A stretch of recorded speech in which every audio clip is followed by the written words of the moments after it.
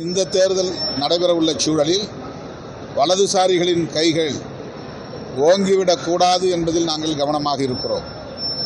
அதாவது இப்படிப்பட்ட கோரிக்கையை எழுப்புவதன் மூலம் கூட்டணியில் சலசலப்பு ஏற்பட்டு பலவீனத்தை அது ஏற்படுத்திவிடக்கூடாது, அதன் மூலம் வலதுசாரிகளுக்கு ஒரு வாய்ப்பை வழங்கிவிடக்கூடாது என்பதில் கவனமாக இருக்கிறோம். ஆகவே நாங்கள் இந்த தருணத்தில் இந்த கோரிக்கைக்கு அழுத்தம் கொடுக்கவில்லை. ஆனால் அந்த கோரிக்கையை நாங்கள் கைவிட்டு விடவில்லை. கடந்த 5 ஆண்டுகளாக தமிழ்நாட்டு மக்களின் நன்மதிப்பை பெறும் வகையில் நல்லாட்சி வழங்கிய அரசு திராவிட முன்னேற்றக் கழகத்தின் தலைமையிலான அரசு. இந்த அரசுக்கு நெருக்கடி தர வேண்டும், களங்கத்தை ஏற்படுத்த வேண்டும் என்கிற முயற்சியில் ஆளுநர் அவர்களும் பாஜக அமைச்சர்களும் பல்வேறு நெருக்கடிகளை தந்தார்கள். தமிழ்நாட்டுக்கு தர வேண்டிய நிதியை கூட தராமல் நெருக்கடியை தந்தார்கள்.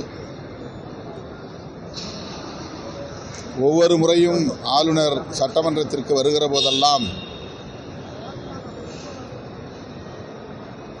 தமிழ்நாடு சட்டமன்ற அவைக்கு களங்கம் ஏற்படுத்தும் வகையில் அவருடைய அதிகார வரம்பை மீறி செயல்பட்டதை நாடு பார்த்தது, நாடு நன்கு அறியும். இத்தகைய நெருக்கடிகளை எல்லாம் தாக்குப்பிடித்து, குறிப்பாக நிதி நெருக்கடிகளை தாக்குப்பிடித்து திமுக அரசு பல்வேறு புதிய திட்டங்களை அறிவித்து நடைமுறைப்படுத்தி இருக்கிறது, வெற்றிகரமாக நடைமுறைப்படுத்தி இருக்கிறது. தற்போது அடுத்த தேர்தலை சந்திக்க உள்ள சூழலில் கடைசி கூட்டத்தொடர், பட்ஜெட் கூட்டத்தொடர் இப்போது நடைபெற்றுக் கொண்டிருக்கிறது.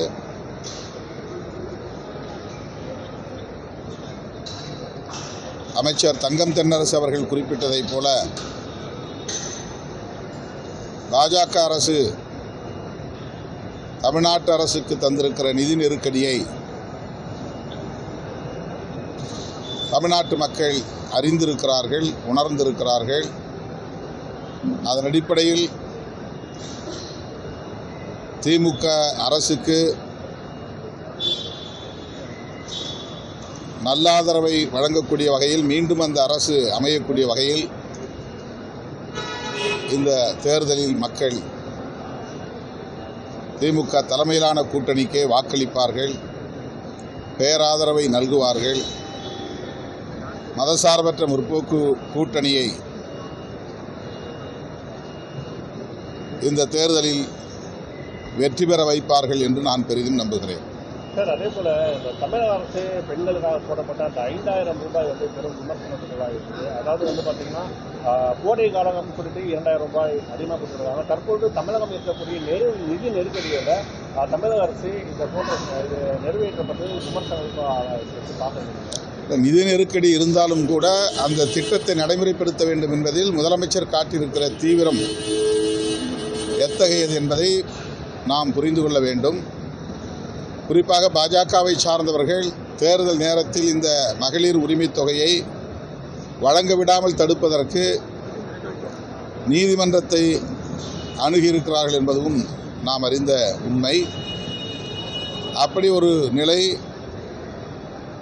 இருந்தும் கூட அதனால் சட்டப்பூர்வமான இந்த தடையும் ஏற்பட்டுவிடக்கூடாது என்கிற அடிப்படையில் முதல்வர் அவர்கள் அந்த சதியை முறியடிக்கும் வகையில் பிப்ரவரி, மார்ச், ஏப்ரல் ஆகிய 3 மாதங்களுக்கு தலா 1000 ரூபாய் என்கிற வகையிலே 3000 என்றும், அடுத்து ஆட்சிக்கு வந்தால் 2000ஆக உயர்த்தி தரப்படும் என்கிற அறிவிப்போடு மே மாதத்திற்குரிய 2000 ரூபாய் அது கோடை சிறப்பு தொகை என்னும் பெயரில் வழங்கப்படுகிறது. ஆனால் அடுத்து வருகிற ஆட்சிக்கான முதல் மாத தொகை என்று எடுத்துக்கொள்ளலாம். அந்த வகையில் 5000 ரூபாய் தொகுப்பாக வழங்கியிருக்கிறார். இதனை பொதுமக்கள் வரவேற்கிறார்கள், பெண்கள் வரவேற்கிறார்கள், ஜனநாயக சக்திகள் யாவரும் வரவேற்கிறார்கள். ஆனால் பாஜகவினரும் அவரை அந்த கட்சியை சார்ந்த அணியினரும் தான் வயிற்றெரிச்சலில் இந்த திட்டத்தை விமர்சிக்கிறார்கள், குறை கூறுகிறார்கள். ஆட்சி அதிகாரத்தில் பங்கு அப்படின்ற அந்த பேச்சு கடந்த சில மாதங்களாகவே திமுக கூட்டணியில் பரவலாக பேசப்படுது. காங்கிரஸ் அதுக்கு ஒரு பெரு அழுத்தம் கொடுக்குது. திமுக தலைமையில் இந்த தேர்தலுக்கு முன்னாடி இது ஒரு அழுத்தமாக இருக்கக்கூடிய ஒரு சூழலாக மாறி இருக்கு அப்படின்னு பார்க்குறீங்க. ஒவ்வொரு கட்சிக்கும் ஒரு நோக்கம் இருக்கிறது. அந்த நோக்கத்தின் அடிப்படையில் கோரிக்கைகளை வைப்பது இயல்பானது தான். விடுதலை சிறுத்தைகள் கட்சி தேர்தல் அரசியலில் அடியெடுத்து வைத்த காலத்திலிருந்தே நாங்கள் முன்வைக்கிற முக்கியமான கோரிக்கைகளுள் இதுவும் ஒன்று. ஆட்சியிலும் பங்கு, அதிகாரத்திலும் பங்கு என்பது அதிகார பரவலாக்கத்தை வலியுறுத்தக்கூடிய ஒரு கோரிக்கை. 1999 இதை நாங்கள் பேசி வருகிறோம். 2016 வாக்கில் தமிழகத்தில் கூட்டணி ஆட்சி என்கிற பெயரில் ஒரு கருத்தரங்கத்தையே நாங்கள் அனைத்து கட்சி தலைவர்களை அழைத்து நடத்தியிருக்கிறோம். ஆனால் இதனை சாத்தியப்படுத்துவதற்குரிய சூழல் தமிழகத்தில் கனிந்திருக்கிறதா என்றால் இன்னும் கனியவில்லை என்று நாங்கள் அனுபவபூர்வமாக உணர்ந்திருக்கிறோம். அதிலும் இந்த தேர்தல் நடைபெறவுள்ள சூழலில் வலதுசாரிகளின் கைகள் ஓங்கிவிடக்கூடாது என்பதில் நாங்கள் கவனமாக இருக்கிறோம். அதாவது இப்படிப்பட்ட கோரிக்கையை எழுப்புவதன் மூலம் கூட்டணியில் சலசலப்பு ஏற்பட்டு பலவீனத்தை அது ஏற்படுத்திவிடக்கூடாது, அதன் மூலம் வலதுசாரிகளுக்கு ஒரு வாய்ப்பை வழங்கிவிடக்கூடாது என்பதில் கவனமாக இருக்கிறோம்.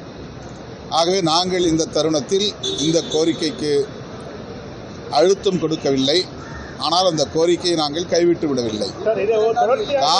காங்கிரஸ் இப்படி ஒரு கோரிக்கையை வைக்கிறது என்று சொன்னால் காங்கிரசுக்கு அந்த உரிமை இருக்கிறது. அது கட்சிக்குள்ளே, கூட்டணிக்குள்ளே பேசி தீர்க்கப்படும். முதலமைச்சர் இது குறித்த விளக்கத்தை ஏற்கனவே தந்திருக்கிறார். தமிழ்நாட்டு அரசியல் சூழலுக்கு அது பொருந்தாது என்று சொல்லியிருக்கிறார். பொருந்தாது என்பதனால் காங்கிரஸ் அந்த கோரிக்கையை மறுபடியும் எழுப்பக்கூடாது என்று இல்லை.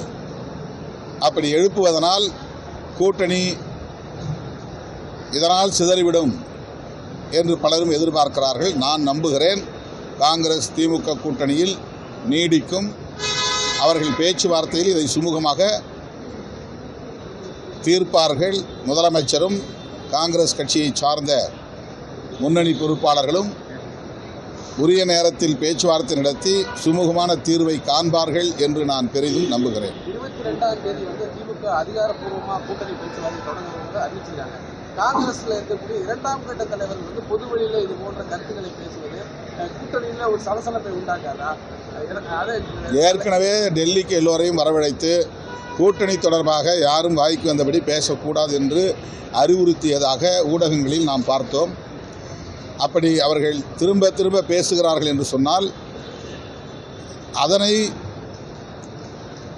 அதனை வைத்து கூட்டணி இரண்டு கட்சிகளுக்கும் இடையிலான தலைமை ஒரு முடிவுக்கு வந்து விடாது. காங்கிரஸை பொறுத்தவரையில் ஒரு தேசிய கட்சி, தேசிய தலைமைதான் இறுதி முடிவு செய்யும் என்பது அனைவருக்கும் தெரியும்.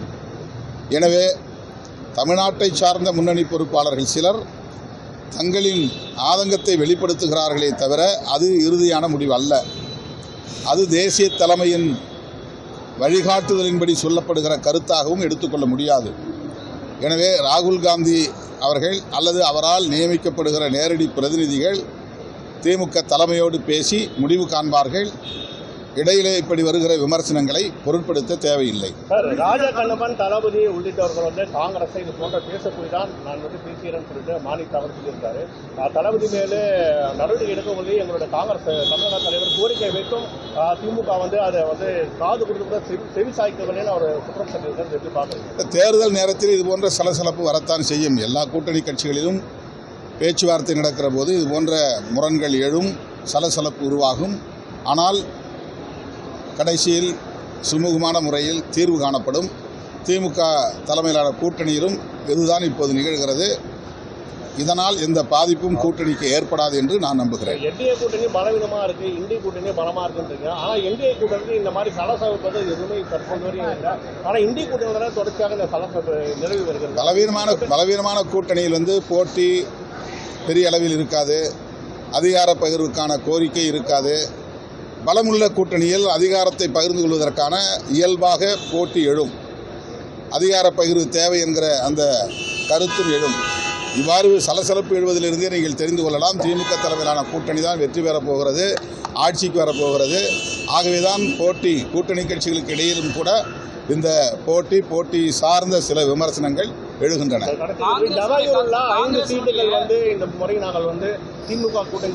அது நெகோசியேஷன் அது முடிவு பண்ணுவாங்க. பாஜகவுடைய தேசிய அமைப்பு சில PL சந்தோஷ் சென்னை பேசும்போது தேர்தலுக்கு இன்னும் 60 நாட்கள் தான் இருக்கு, நீங்க கவனமா பணியாற்றணும் அப்படின்னு பிஜேபியினுடைய இன்டர்னல் மீட்டிங்ல பேசிட்டு அந்த காலத்தை எப்படி அவங்க யோசிக்கிறாங்க, தேர்தலை எப்படி கணிச்சு பார்க்குறாங்க, தமிழ்நாட்டில் அந்த டைமிங் அவங்க தெரிஞ்சு பேசுறாங்க பார்த்துருங்க. அவங்க ஆளுங்கட்சி, தேர்தல் ஆணையத்தோடு அவர்களுக்கு நல்ல தொடர்பு இருக்கலாம்.